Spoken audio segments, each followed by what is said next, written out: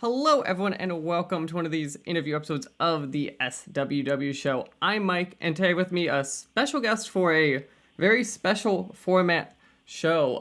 So I want to say thank you and welcome to Brian O'Halloran, who most people probably would know you from Clerks or kind of stuff at the View Askew verse. So I want to say again, thank you, welcome to the show. Hey, Mike, thank you so much for having me on the SWW show. I'm looking forward to talking to you.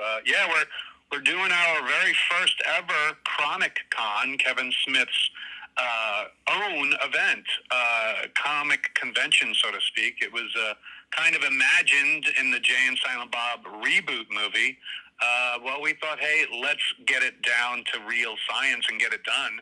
And here we are coming to the Chicagoland area out there at the Hyatt near O'Hare Airport. So I'm really excited to be there to do the show. I've always loved the Chicago area, and I'm glad we're going to be able to do it. So I've got to ask, kind of, do you have a history of coming out this way? Have you kind of been out here? It sounds like a few times then.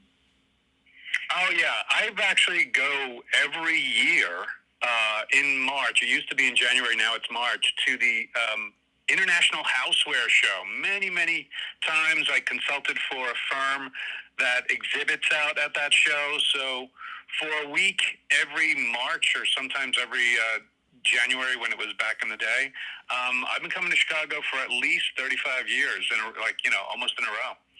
I was gonna say, because you're from like the tri-state area, so there's always at least from the Chicago point of view, we always view it at least a rivalry with that area. I don't know if it's kind of the same back and forth, but that's what I was curious.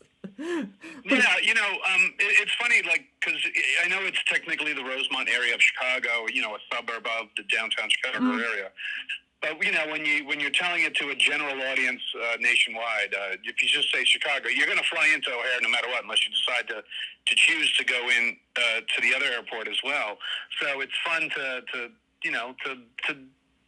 tour around Chicago. I've always loved Chicago. It's in one of my top 5 cities in the whole world. It's a great food city. It's a great comedy city. It's a great film city. Architecture. I mean, if you're an architectural student or engineer, that's a city you must see because the architecture of Chicago is always great. So I'm always happy to return to Chicago.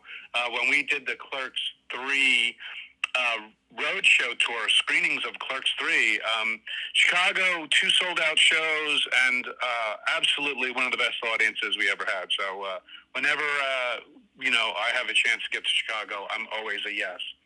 No, that sounds great, and obviously we'll just keep this on a praising Chicago the whole time I have you here. But let's kind of, my first question I was kind of have you, obviously, so as we're talking, obviously you're going ChronicCon, you're part of it. You are someone I think that is very much on the convention circuit. I was kind of curious, kind of from your point of view, kind of what does that look like from the other end? Obviously the fans just come, we go see, maybe take pictures with some of your favorite celebrities. What does that look like kind of from your end of like, oh, I get to go to these conventions, like, is it the same glamour that kind of we think it is, or is it kind of like a lot of like, okay, I gotta go fly a place, go just kind of hang out and kind of see what's going on? Well, when doing these conventions around the country and sometimes around the world, I'm a big fan first before I'm on the other side of that table. So I always look to see what the lineups are of these shows that I go to, because like I said, I'm a fanboy. I will be like, oh my God, I can't believe Ron Perlman's going to be there. Oh my God, Tommy Chong's going to be at our show, that kind of thing. So I always love the fact of going as if I was just a fan, and I just so happen to have a table that people like to come and get their stuff signed or get to talk to me and tell me about how they enjoyed the movies or what the movies had meant to them. So from my perspective, I love traveling in general. I love seeing new cities. I'm a foodie, so if there's a new restaurant in town that people are talking about, I'd like to hit, and that kind of thing. But, it's the type of thing that I enjoy meeting the fans. I enjoy going to the events, if there's like a karaoke party or if there's some sort of event like a wrestling thing going on at these events. It's a lot of fun when you have a very well programmed convention to go to. And I know these guys that are programming Comic-Con, or ChronicCon here rather, are doing a bang-up job of getting a whole bunch of really cool people together and a whole bunch of cool events going on this weekend.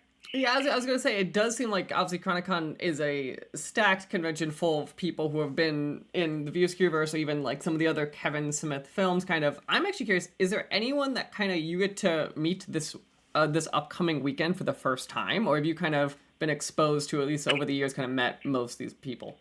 Yeah, I've never actually got to meet and chat with Tommy Chong. I mean, I remember as a kid in the 70s that these are literally the original Jay and Silent Bob characters, Cheech and Chong. And their comedies back in the day were, edgy, were sometimes trying to get banned from certain states and certain cities because they thought it was a bad influence on kids, and it promoted marijuana use, which was illegal, and that kind of thing. So as far as our weekend, definitely Tommy Chong is up there. I definitely I can't wait to see him. I mean, Robert Kirkman, who's done, really great stuff from Dusk Until Dawn and Evil Dead and Wishmaster. He's another cat that I would love to see and chat with. And then Raquel Castro from Jersey Girl, the young girl Gertie from Jersey Girl. I haven't seen in a very long time, and she went on to go on to a singing competition show on TV and did really well with. I wouldn't mind catching up with her. I was gonna say, so this sounds like for you, like it's a combination of meeting some new people, but it sounds like a lot of like reunions through the decades almost too. Is that kind of? It seems like, I'm assuming when you're talking to kind of your other friends that are kind of going, is that kind of what it's seeming like to you guys? A lot of like almost like a paid reunion in some ways. I always, when people ask how is it like, working with Kevin and working with the same people on the films, I always equate it to when kids go to different schools, but they wind up in the same summer camp kind of thing. So for a couple of weeks, you're in a summer camp, putting together whatever you're doing, and then by the end of summer, you all have to break up and go your separate ways till you're back to your other schools again. It's kind of the same thing when making films with Kevin, with these cast of actors and other creatives. It's the same thing when you get these kind of conventions together. Reunioning, getting to see Shannon Elizabeth again, who's so wonderful to chat with, to see Kevin's daughter again, Harley Quinn Smith, and obviously Jay Muse and Kevin I see a lot. Kevin's wife, Jen Schwalbach Smith, will be there as well. And of course, people who from the very beginning, like Marilyn Gigliotti, who played not only in Clerks 1, but Clerks 3, plays Veronica. She's always awesome to travel with. And then there's the people like Trevor Furman from Clerks 2 and 3. It's just, and Austin Zager, who was part of Clerks 3 and now is part of Kevin's new movie, the 4:30 movie that's in theaters now. These are the type of cats that I just love hanging out with. Kevin really knows how to cast really great people that get the humor of the movies, that really get the moments that we like to portray in the Kevin Smith movies. So as a fan, this is quite a lineup for its first year show. So it's really simple to get to, especially if you're going to fly in, because the airport, I think you'll be able to see the airport from the hotel itself. I was going to say, if not, you got to move one building. Which is always a benefit. And I think it's centrally located in the nation. A lot of people were asking, like, why Chicago? Why not Jersey? You guys are a Jersey-based franchise. We wanted to make it easier for the fans, because we got a lot of West Coast fans that are like, man, you always have things on the East Coast. Wish it was somewhere closer to the West Coast. So this is where we're splitting the baby in two. We're going to go right down the middle. It was either going to be here or St. Louis, and I think Chicago won out on this one. So I think that was a great choice to do it in Chicago. Who knows? Maybe we'll move it around. We'll see how this year goes as to where we go next. I was gonna say, obviously, being local, I always appreciate less having to travel. But like, I like travel. Look, it is nice having something in your backyard once in a while, so I do appreciate that. As we were talking, I was kind of curious also, obviously, that you are there kind of, and people know you from the Kevin Smith film, some other stuff, kind of. Is there any kind of your work kind of over the year, I was doing just kind of research, kind of talking, that kind of stands out to you that you feel that of yours that maybe isn't Kevin Smith anything that you kind of really look back on or thinking about recently? There's a great film I did called Brutal Massacre, a comedy. And it's a fake documentary about the making of a horror film. So if A, you're a horror film fan, or B, a filmmaker fan, This is that type of thing where it's like a Waiting for Guffman or a Spinal Tap kind of vibe of a horror film, especially now we're going into October, so the Halloween spooky season is in order here. That's a film that, working with filmmaker Stephen Mena, that I felt I had a blast making. I think the fans really appreciate it. And it's with, stars David Naughton, who was from the original American Werewolf in London, Gunnar Hansen, who was in Texas Chainsaw Massacre, in it, Ken Faree, Ellen Sandwich, who's one of the women from Evil Dead. It's a lot of cameos in that film. That's a film that I really enjoyed. There was another film that Kevin produced and also acted in at one point, but it's written and directed by his good friend Brian Johnson, a film by the name of Vulgar. Another film that's not for everybody. It's a pushing of the envelope kind of film about a young man who's a party clown for kids, not making enough money, decides to come up with an idea of being a party clown for adults, and his first gig goes horribly wrong. That's another film that I'm very proud of, that I was a part of. And then there's some romantic comedies that I was a part of. There was one that we shot in Canada called Drop Dead Roses. A filmmaker out of Toronto by the name of Jessica Hudson. She was really great to work with. And so there are quite a few films, if people want to go on my IMDb, that they can look forward to seeing. I've done some positive message films. There was a film called Right Before Your Eyes that came out a couple of years ago about a man struggling with alcoholism and his friends and family gathering around to get him into recovery. That's one I'm very proud of and hopefully can help people as well if they watch it. So there's quite a few, I could go on, but I'm not. No. And I hopefully have a few more that I'm doing this year and the beginning of next year as well that hopefully I'll be able to talk about next year. Yeah, no, that is wow. It is impressive, kind of when doing the research, especially before we were talking of like obviously I know you left because I knew you had some of the stuff, but like I don't know if I realized the depth of amount of like like the amount of different things you were able to work on kind of over the decades. Is there anything that stands out to you? Obviously, that someone who started and kind of worked a lot with Kevin Smith. Is there anything like set wise that you notice being like very different when you're on like one of those types of sets versus like these other movies or projects that you've kind of mentioned? What's really great about when working with Kevin and the people he surrounds with, especially production designers or set decorators or art decoration people, Kevin really pays attention to the details of how the environments that he shoots in is exactly kind of what he wants to get done. And we've been very fortunate over the years to work with some really great art directors and set designers and stuff like that, as opposed to a lot of other independent films when, to be honest with you, you don't have the type of budget to bring on someone to do art direction or, storyboard an entire concept of location. Sometimes you're lucky enough to get the location and you just use the environment that the location offers you. So, with independent filmmaking, that's a lot of the time the way you go. You just try to find a space that gives you exactly what you need, and hopefully they give it to you for a reasonable rate that you don't have to worry about busting the budget for location, fees.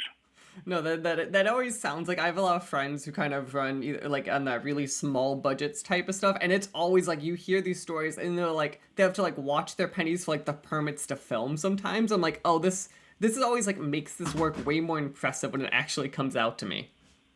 Yeah. And, and it's the type of thing for independent filmmakers to understand is that sometimes it's easier to just ask, could you do us a favor kind of thing. And if people are like, no, that's one thing, but you'll never know what the answer is unless you ask the questions. And that goes not just for filmmaking, but for everything in life. So just ask, like, you never know, like, I need a restaurant scene, I need to have a restaurant, blah, blah, blah, and find a restaurant that maybe they're not as busy on a Monday or Tuesday that you can schedule your shoot to be in a certain restaurant, from noon until 4 o'clock before they get into the dinner rush to borrow 4 hours to shoot a dinner scene at a restaurant kind of a thing. Those are the type of things you try to bargain out with, like, or find a hotel that doesn't have a restaurant open for lunch. So you can say, hey, you guys don't even use your restaurant for the lunch hour. Do you mind if I use it? So, as a producer, you sometimes have to really reach for what you find, and to ask the questions is to get the answers. So I always tell filmmakers, you know what? Just go out and ask. The worst response is going to be no. and then you just move on. You can move on to someone else who just gives you the yes. And when you get the yes, or if you don't get the yes ever, you make do with whatever you have, and you still move forward no matter what. I was gonna say that seems like a good rule of life to begin with, but also especially like in these creative fields of like just ask. Like again, the worst case, like when people like the door gets slammed on you, it's like okay, just go to the next door. There's 10,000 doors on this block to kind of figure out this problem. Yeah. Somebody will be a fan of filmmaking, and it's like, absolutely, I'd love to. Can I be in the movie? That kind of thing. And if that's the trade where, yeah, you can use my restaurant, but I got to have a line. I better have, I better be the waiter, or I better be the owner, or some kind of thing. And sometimes those type of trades have to be made to get a film done. Trust me, it happens a lot, more than you think, actually. No, that makes sense. So obviously, and as you've said, kind of you've been working for a few decades now, and I'm kind of curious: is there anything kind of being on obviously the acting and some of the producing side, kind of you have seen filmmaking change over this last few decades? Oh, absolutely. I mean, it's ever changing. To be honest with you, from us shooting Clerks on a Super 16 film camera, editing it on a Steam Deck, where you literally get raw film, run it through a cranked kind of mechanism that puts it on a screen, a small little screen in front of you, where you're physically cutting the film to where you need to make the cuts, and then taping it together where you want it to continue from, to now where you literally can edit an entire film, depending on what it is, on a phone. It's crazy. There are actually film festivals specifically for films that are shot on a phone, and then there are film festivals that you have to make an entire movie within 24 hours or 48 hours, where they give you a theme and they give you a modest budget to get something done, and it's under a time constraint, and it's a good exercise. But the fact that the technology especially has become so consumer friendly and so consumer affordable, that anybody on a laptop and a decent camera, be it your phone or just a smaller kind of DSLR, or a digital camera, can put together something that's watchable. And that all depends on the writing, right? You can have all the equipment in the world, have the hugest budget in the world, and still make a crappy movie. We see examples of that coming out of mainstream studios time and time again, where the critics just pan certain works that are in $100 million range, or TV shows for that matter.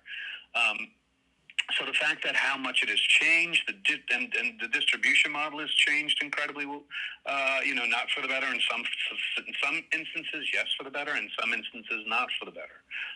With a lot more distributors out there, ways of having things seen between Netflix and everybody's pluses, the Paramount pluses, the Disney pluses, everything plus has their own streaming, and then there's YouTube TV, and then there's like Fubu and all these type of Voodoo and all these kind of Twitch is starting to think about getting into that kind of streaming movie business. Those are the things that you go like, all right, once I get my film done, where am I showing it? Like, how am I going to get eyes on it?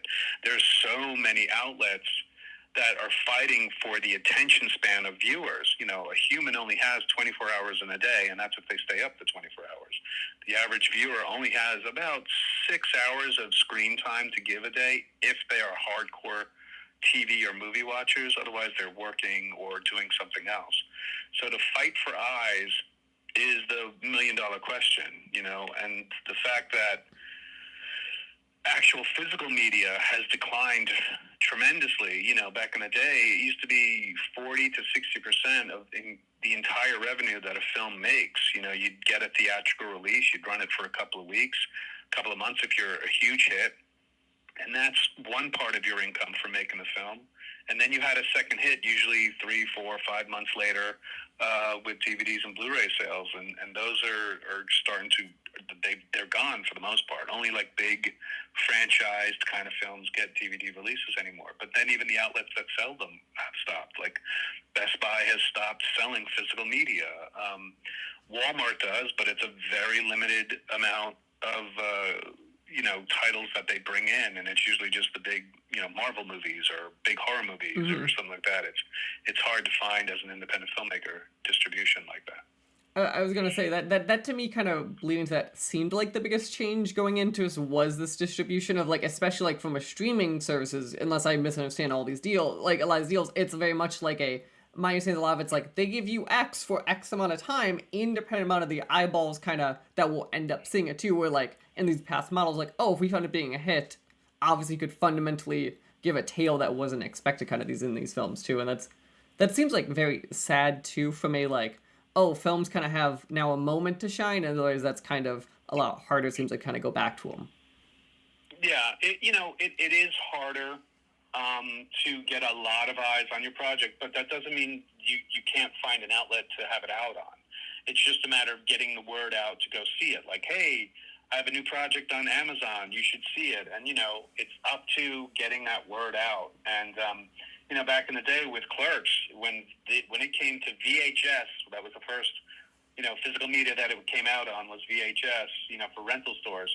When it got rented and friends would see it, like, oh my God, you got to see this movie, and they'd pass that tape around, or completely just steal it from the video store. That was the type of thing that was the word of mouth that got that film popular as it did. So to get that today is either there's got to be some sort of crazy TikTok video that has some sort of thing that has to do with the film, or music from the film catches on fire, and they're like, what's this from? Oh, it's from that new movie such and such. Or some actor or some actors or actresses, make a big splash in the film. They're like, who's that? That's so-and-so. Oh my God, where are they from? They're from such and such. That's the thing about social media and viral, videos and viral media. It's so many different departments, and that's why these larger studios try their hardest to do that, try to hit every type of social media outlet just to get something to trigger you to take the moment to watch their film, be it on demand or be it in theaters or be it on streaming. Yeah, no, that seems very valid. One final kind of film question. I'm kind of curious from your point of view, kind of from being this end of the camera. Do you feel there is truth, or kind of that the industry has to change, kind of? Because looking forward, it seems like to me, and it seems like the numbers are backing this, like less and less kids are growing up on movies these days comparatively to like shorts or kind of different range of content. Do you expect that to kind of change how we kind of make either films, either length or even just how they're made, kind of over the next few decades? Yeah, I mean, so in talking about the categories of entertainment that are out there, where film is, which was a large segment growing up as a younger person, as what your entertainment was. Then video games kicked in, and then there are people who participate in sports or some sort of other live action gaming kind of thing. That's another thing that's taking away eyes. Concerts, musical acts. But then there's now, with cell phones and videos like, and apps like TikTok and Instagram, and YouTube, where people are making their own content. So you have prank videos and scare videos and all these type of videos that take away your time from what you would be normally watching some movie on a TV screen or some movie in a theater. It's now you're competing with so many different events.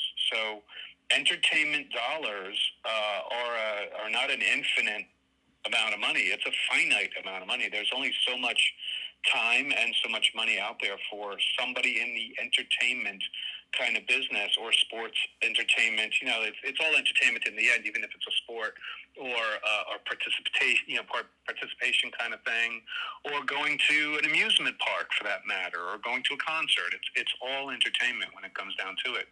Is tough. When we were in lockdown for COVID, it's funny enough, that's when a resurgence of movie watching and TV show watching got height, because we were all locked in. We couldn't go to these events, so we watched them at home, and so it was kind of a resurgence of TV and movies and TV shows and stuff like that. So hopefully things like that can come back. It's all dependent. Every day there's some other new entertainment hotspot that people are like, oh my God, did you see the new Squid Game? Or oh my God, did you see this?